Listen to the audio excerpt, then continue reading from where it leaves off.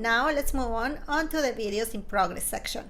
So as I mentioned before, once you click and change the status of a product to video in progress, it will move to this section. You can access your videos in progress from the main page right here or through one of the buttons at the bottom of the other pages.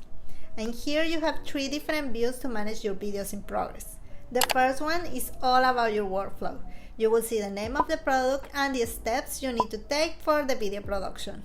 So once you know what these steps are, you can click on them and rename the column. In my case, my steps are usually writing a script, recording a voiceover, gathering footage, and so on.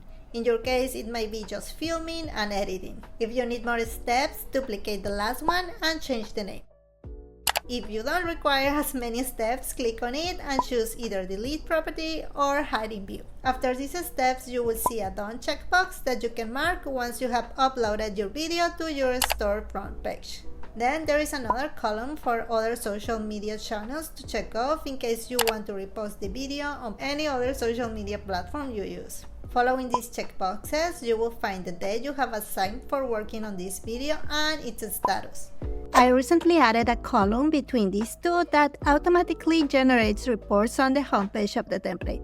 I will cover all the details of that section in another video soon, but for now, to make the most of it, simply select the month when you are publishing the product video.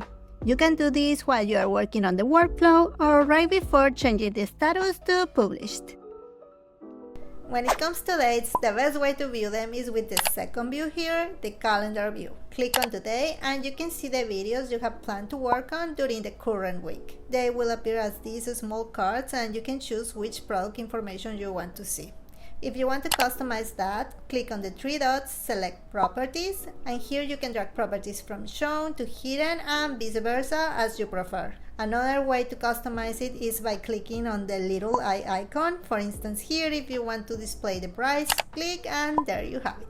The last view displays all the properties of the product, just like we saw on the Products I Have page. This way you can quickly view all the information related to the product you are currently working on. Now, if you want to go deeper into each product, that's what the product page is for.